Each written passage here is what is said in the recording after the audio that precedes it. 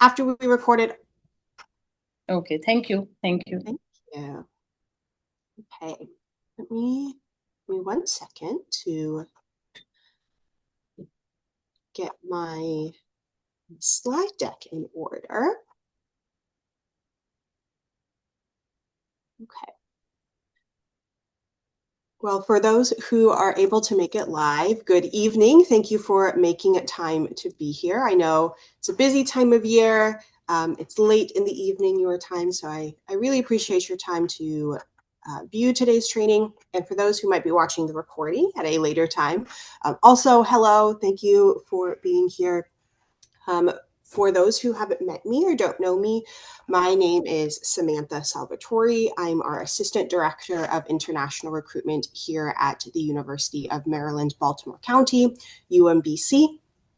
And we are always very excited to partner with UEC to share information about the university, to answer questions about profiles of prospective students you're working with at both the UG and the PG level. So today's training will cover some general information about the university. Maybe some of these are reminders, maybe some of this is new information.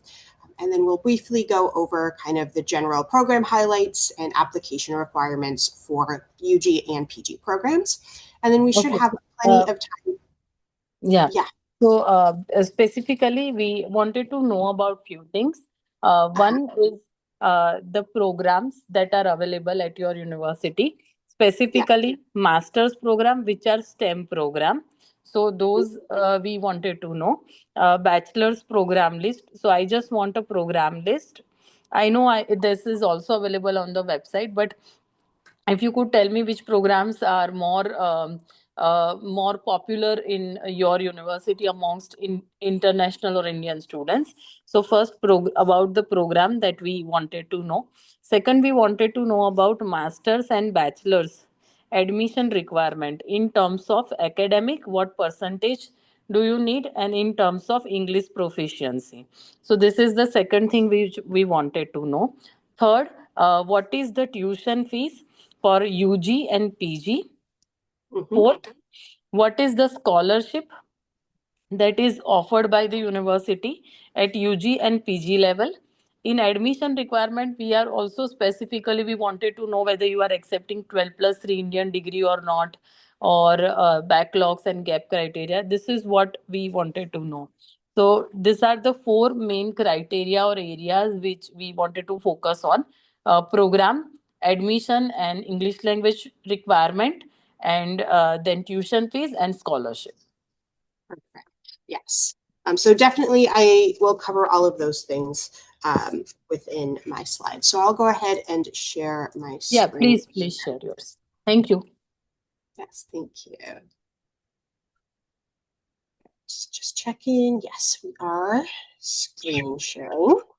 So just briefly, some highlights overall. Who are we at UMBC? We're a public, nationally ranked university, really focusing on an inclusive culture, teaching and learning, and then research. We are certainly most famous and well known for our STEM programs. You will see that in my program highlights in just a few slides. But we are considered kind of a comprehensive university. So we do have over 150 programs spanning all disciplines and fields. When it comes to our international students, they really choose us, I think, for these three main reasons. One, that we are that nationally ranked public university, R1. We are very much internationally connected in an advantageous location. So located on the East Coast, just outside the city of Baltimore, about 45 minutes from Washington, D.C. We have a very diverse community, very strong, not only international students on campus, over 2,000 international students, the largest portion of those being from India and from across South Asia, but also just the diaspora community is very active here. So lots of opportunities for students. And then something we really focus on is having those in-demand programs, particularly those STEM programs, and really, really strong employment outcomes. Here's just some quick numbers. We are considered medium size, about 14,000 total students with around 2,000 international students from 90 different countries. Our largest population of students is from India. So we do have a very active, for example, Indian Student Association, a number of other clubs and organizations. So we are continuing to recruit heavily across South Asia, and hope that with your help, we will continue to get some good students. In terms of rankings and reputation, this really just speaks overall to our quality. Number 63 for public universities this year, that has gone up quite a few spaces just in the last year. We are also considered the #1 best value university in the state of Maryland. So when we get to cost and funding and scholarship opportunities, when we look at that overall from a high level, we are considered #1 best value in our state. Here's just some brief information that you can read later on, perhaps when you watch the recording, about our campus life. A couple things we really like to highlight is that applied research and engagement. So because we are an R1 university, across all disciplines, but especially in our STEM fields, students are engaging in research, both in the classroom built into the curriculum, as well as many of our students are engaged in labs or independent study, or other work with professors on that research. In terms of career outcomes, I know you didn't ask about this, but it's certainly something we always like to highlight, particularly for those who are interested in those internships, utilizing that OPT and STEM OPT. For our class of 24, you can see our employment statistics, very strong numbers, much higher than the national average for international students. Specifically, these are international student numbers. And some of our top companies that come to campus to actively recruit our students and graduates include places like Apple, Deloitte, PayPal, Walmart, among more than 1,200. So even though the industry landscape, especially in the IT sector, has been shifting in the US the last couple of years, what we have seen from our students and graduates is that our degrees are very well respected. Our Faculty and Career Services Center has very strong relationships with employers. So our students are generally still securing really good internships to utilize that CPT and that post-graduation OPT. A couple unique highlights to UMBC that we'd like to mention, specifically related to international students and their careers, is that we do have a staff member fully dedicated to be our international student career advisor.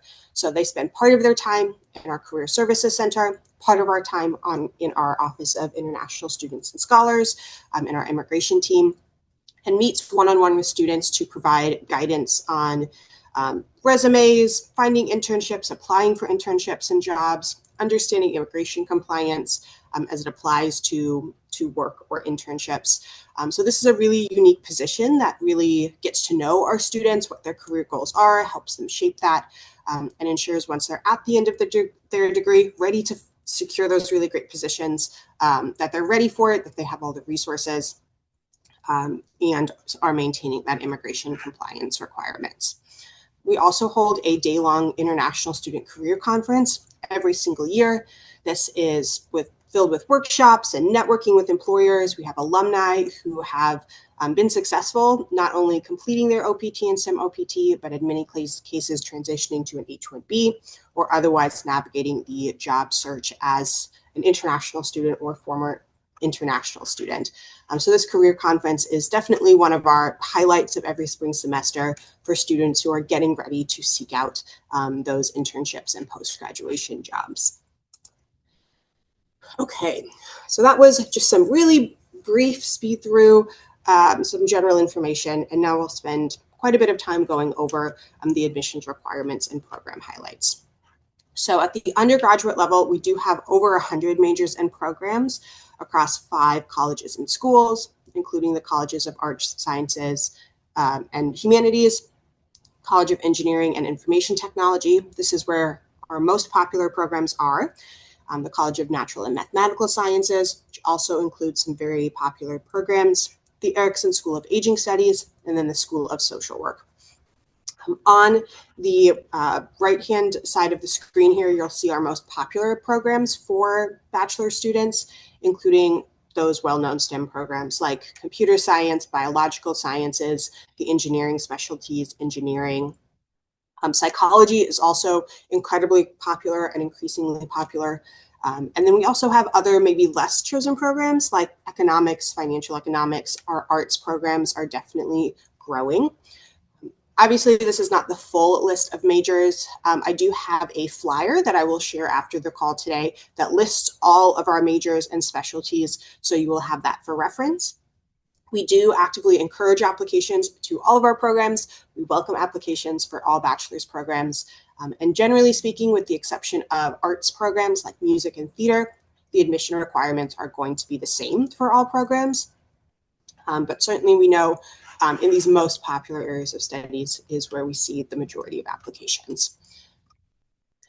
In terms of application requirements at the bachelor's level, we accept applications via Common App and utilize a holistic application review. So these are the main things that we're looking at: students' academic history, English proficiency, a personal essay, and then an activities list. In terms of the academic history for bachelor students, if students have already passed out of school, the minimum thing that we need is 10th standard and 12th standard exam results. If they're still in year 12 or grade 12, we will run 10th standard results and then mark sheets or transcripts from grades 9 through 11. So we really need at least 2 years, but ideally 3 years of grades, mark sheets, and exam results. We will take those and adjust them using our internal criteria to US-based GPA. And competitive applicants, and to be qualified for the scholarship, you have to have the equivalent of a 3.0 GPA on a 4.0 scale. Generally speaking, that tends to be around a 70% on the Indian scale. That varies on some different factors. I'm not a credential evaluation expert. That is just tends to be what I see. If overall percentage CGPA is around a 7 or 70%, that typically is evaluated at a 3.0. But ultimately, we will review every student's results and do a course-by-course evaluation internally within our team to find that GPA equivalent. The next slide that I have shows the English proficiency scores. So I will mention that in just a second. The essay and the activities list, these are standard parts of the Common App application. We don't have anything school specific within Common App. We are really just looking for that 650 word or so essay using one of those general Common App prompts. We do look at this essay very closely. We really like to see who students are and their personality and their interests outside of just their academics. So that is a really important part of our review process. And then the activities list or activities section. This is things like extracurriculars, volunteering, clubs and organizations. It can be any of a number of things. Students can list up to 10. There's no exact number that we're looking for, but typically if students don't list anything, this could reduce their chance of admission. We do not require SAT scores.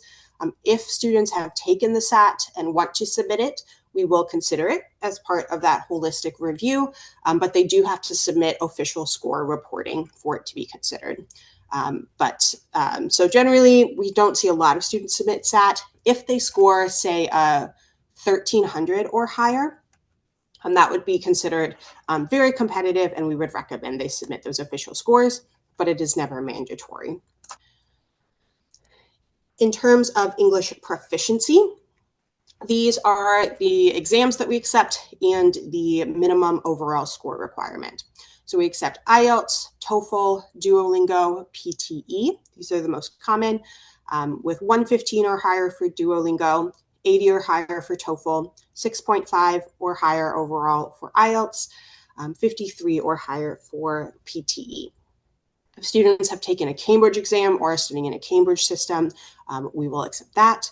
If they have taken that SAT, we will use it for English proficiency, so long as they have at least a 500 on the evidence-based reading and writing subscore.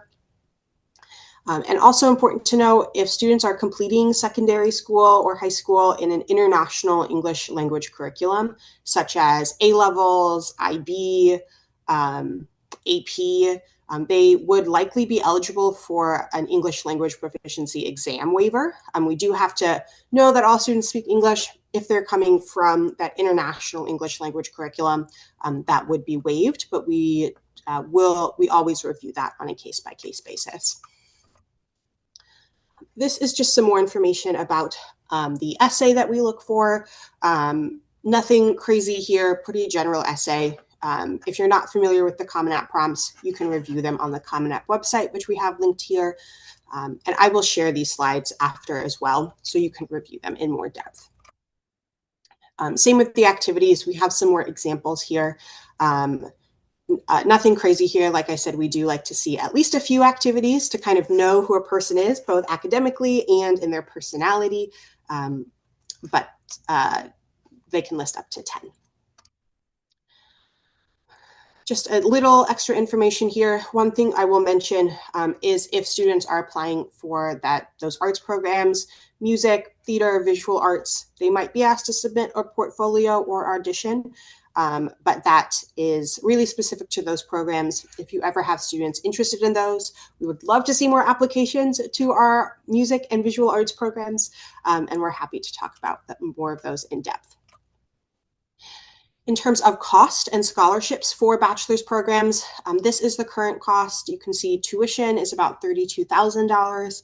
Living expenses presumes students are living on campus. However, it is not compulsory to live on campus. Students choose to live off campus. Those living expenses may vary. Health insurance, other costs. The minimum funding required for an I-20 is $51,722. This would be before the scholarship. If students, or we have two kind of major scholarships, major ways students receive scholarships. One is our automatic merit-based scholarship. This funds partial tuition costs up to $15,000 per year for students who apply for fall intake. To be eligible for this, students do have to have that equivalent of a 3.0 or higher GPA.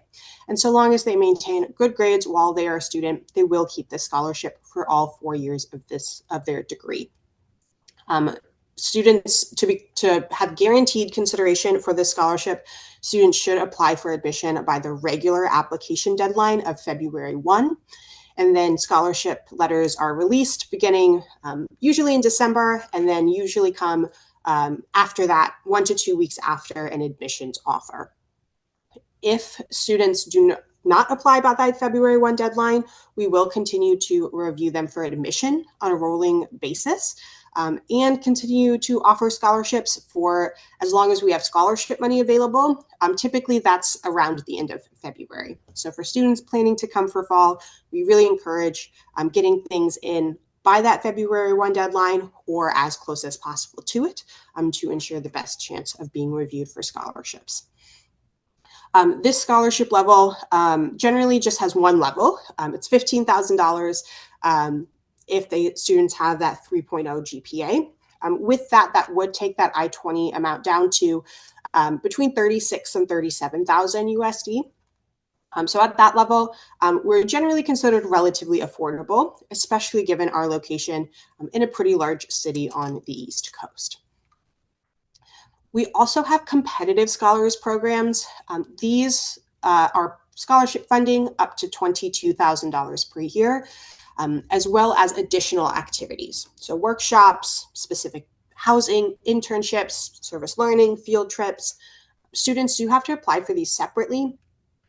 The deadline for fall 26 was a few weeks ago, January 15th. But as we look into the future for students who might be planning ahead for fall of 27, we do encourage students to apply for these. We love to see applications from our international students in these scholars programs, but they do have a very hard January 15 deadline each year. In terms of application deadlines, priority deadline for fall intake is November 1. Regular deadline is February 1. So just a few days from now for our fall 26 regular deadline. As I mentioned, we do continue to review applications after that February deadline on a rolling basis. We will really continue reviewing applications for admission until probably May or June, but we can't guarantee scholarship offers really beyond shortly after that deadline. So if you still have students preparing for fall 26 for a bachelor's program, we really encourage those applications to come in very shortly in the next couple of weeks. Admissions decisions for UG programs are released within 2 weeks. Right now, they're a little bit faster, closer to 1 week after complete application, but we can guarantee that they will be released within 10 business days or 2 weeks after we receive that application. Important to know is offer letters to students are typically sent out on Thursdays or Fridays, so at the end of the week. Before I move to PG programs, any questions about the UG programs or application requirements?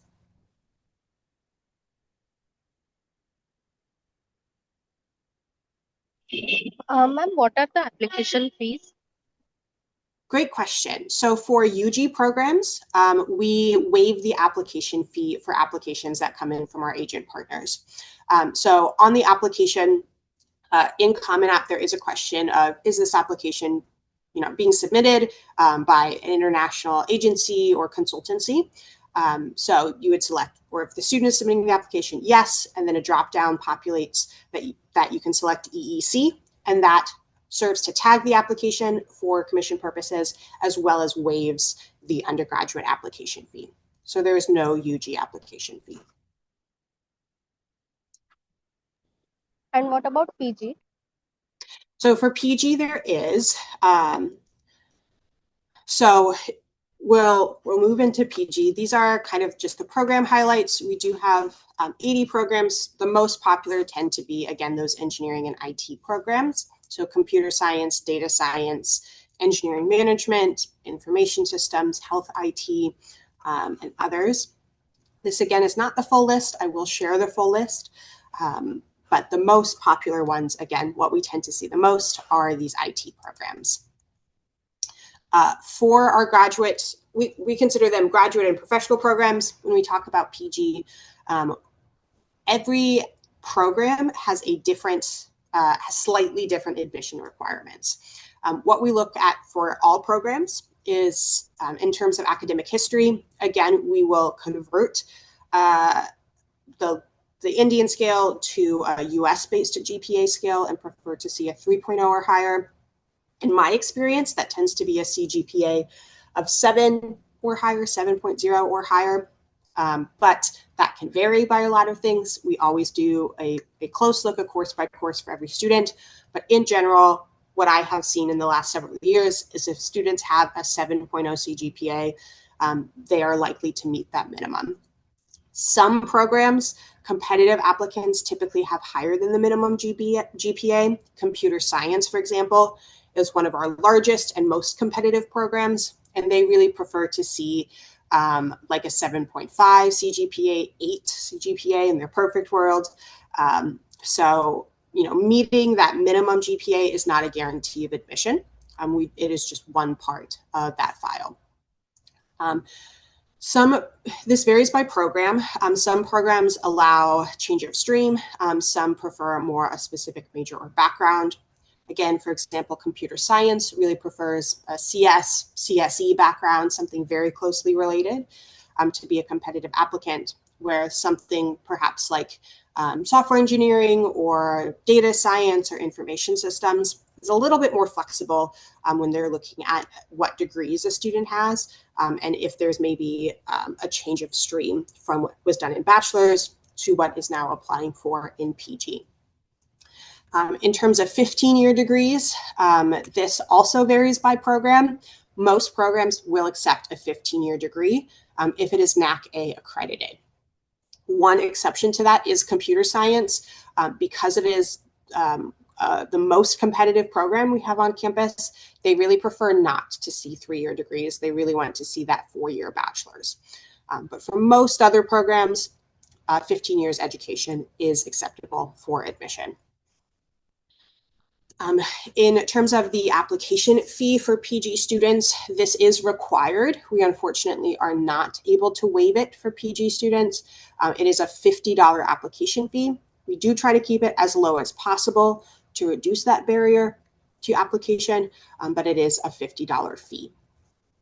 I also have, I will briefly, I will show it after, before we get off the call. We have a chart that we call our quick reference guide that lists by program the number of letters of recommendation, any specifics for English language proficiency, if a statement of purpose is required or not. Not all programs require a statement of purpose.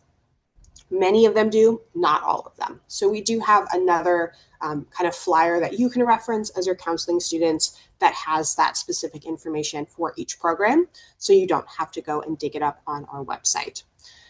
But most importantly, what we're looking at, I've covered some of this already. Academic history, again, 3-year degrees generally acceptable. I should also mention external credential evaluation is not required. We will internally review all credentials. One thing to know about us too is because kind of our quality and the competitiveness of our programs is we are quite strict on backlogs. So we really like to see no more than 2 backlogs. If a student has more than 2 backlogs, that needs to be explained in an SOP.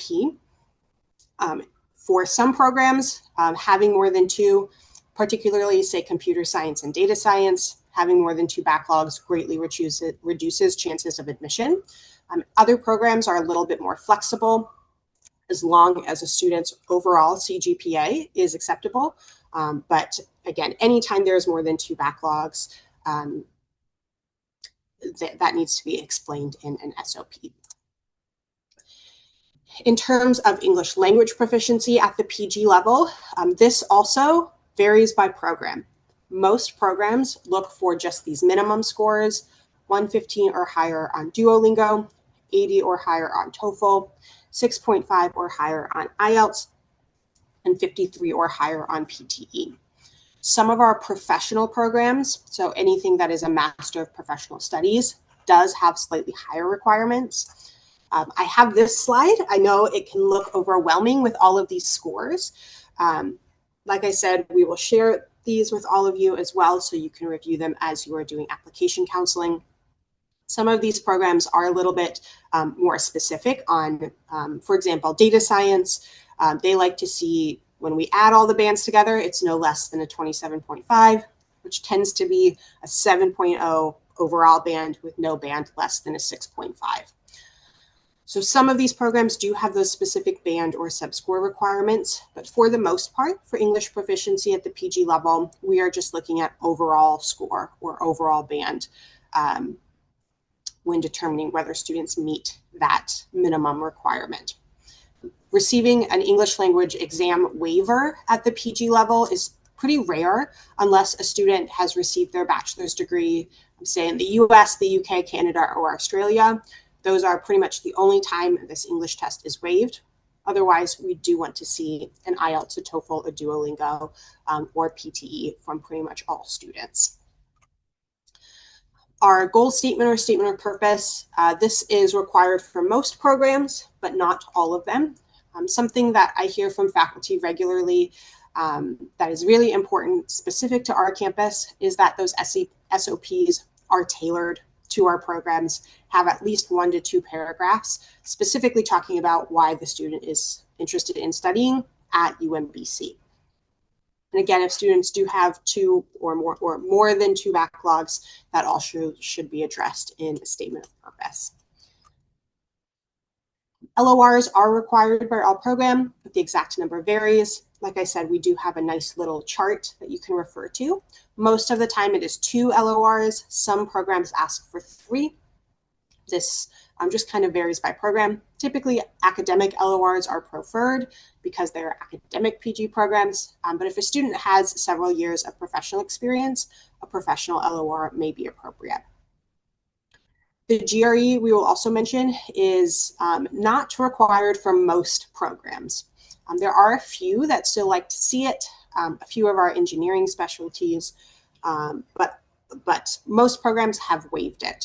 Either it is generally not required, for example, data science has not required the GRE for a number of years, or specific for fall 26, it has been waived.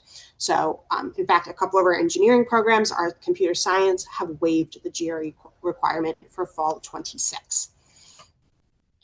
In terms of the application process and deadlines, deadlines also vary by program. I know it makes it a little bit difficult since every single program, every single requirement varies, but we have tried to do our best to make it as straightforward as possible on these slides. We have passed the deadline for a few programs, including computer science, computer engineering. Many of our deadlines are not until quite late in April or May. We always encourage earlier application. All programs are currently reviewing applications for fall admission and issuing offer letters. Applications are reviewed in the order that they are received. So earlier application almost always means an earlier admissions offer, but we will accept applications up until these final deadlines, which for some of these programs, particularly our professional programs, are as late as May 19th. For students planning ahead for spring, some of those spring deadlines are quite early, with June 1 being the earliest for our computer science and computer engineering programs, and then with many of our programs in October. This year, some of our deadlines were extended for spring. We expect that to happen for spring 27 intake as well. But as of right now, looking to spring 27, June through October is kind of the deadline window. In terms of application turnaround time for PG programs, we aren't able to guarantee a very specific window the same way we are for bachelor's programs, simply because faculty are the ones who are reviewing these applications and extending the admissions offers. And faculty, because of their teaching loads, perhaps their research, all of their workload, we just can't guarantee it for all programs. In general, we say to plan for around 6 weeks after a complete application to receive that offer letter if admitted. But recently, in the last couple of months, we've definitely seen much faster turnaround times. I saw our turnaround time as quick as 48 hours for a couple of our IT programs in the last few weeks. That won't be the case for every student. We say always to be safe, plan for 6 to 8 weeks. But right now, because our application volumes are lower for the 2026 intake, we're seeing pretty speedy turnaround times. In terms of cost of attendance for graduate and professional programs, tuition fees, just over 27,000 USD. Living expenses, we estimate a little bit higher for PG students compared to UG students. Simply because we expect PG students to perhaps be a little bit older, have a few more expenses with that independence. So we do estimate it a little bit higher, but of course, living expenses will vary depending on a number of factors and student choices. With health insurance and other expected costs, the minimum funding required to show on an I-20 for PG students is just over 51,000 USD. Currently, at this time, we do not offer a scholarship for PG students. So the only form of funding is through graduate assistantships. So research, teaching, or administrative work, these assistantships typically come with a tuition discount as well as an additional stipend. These are very competitive positions. We do have a number on campus, but certainly not enough for every student that is interested in them. So they are quite competitive. There's an additional application process. Specifically for our master's students, in my experience, most master's students are not offered graduate assistantships until their second semester or second year on campus. I would say it's very rare for master's students, especially in our engineering and information technology programs, to be offered an assistantship as a first semester incoming student.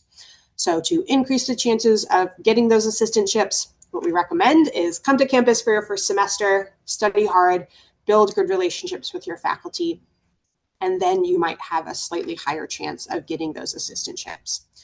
However, to be safe, we always recommend students have a plan to self-fund their education, either through personal, family expenses, educational loans, whatever their financial plan is, to be the safest. We always say that students should plan to fund at least their first year out of pocket and perhaps both years out of pocket. We do accept a number of educational loans, we certainly know those are very popular. We are happy to accept those. We are on kind of the approved universities list for a number of the well-known educational loan providers, such as Empower and Prodigy. Credila, we see quite a lot from as well. So we certainly know students use many of those, and we are happy to accept them both for issuing an I-20 as well as for students actually paying their bill once enrolled. So with that, I think I covered the main points that we highlighted we wanted to cover. But if there's anything I've missed or anything you would like me to go over again, I am happy to do that. We'll pause here for any other questions you might have.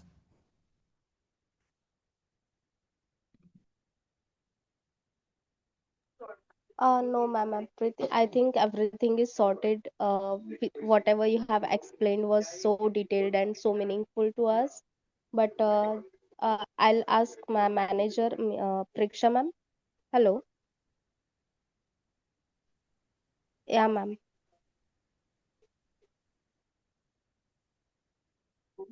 One more thing that I will share, I'll just put it on screen really quick. And I will share the digital version of this as well by email, so you have it. This is what we call our quick reference guide for application requirements. This shows by program, basically a summary of application requirements. So Wow, this is so good.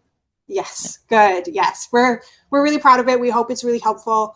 A couple notes, and I will put this in the email. There are some things that have currently changed. For example, computer science, when we created this, required the GRE. We don't currently require it. So there are a few adjustments, but for the most part, this is 90% accurate to be that quick reference of what is required. This is so good. So as if now I don't think so we have any questions because everything is covered in the PPT part. But if you could share this material or brochures or PPT with us, it would be great that we would share with our team as well. Absolutely. Yes, I will follow up by email after our call and share the PowerPoint, share the flyer I showed, a couple of our other general flyers as well.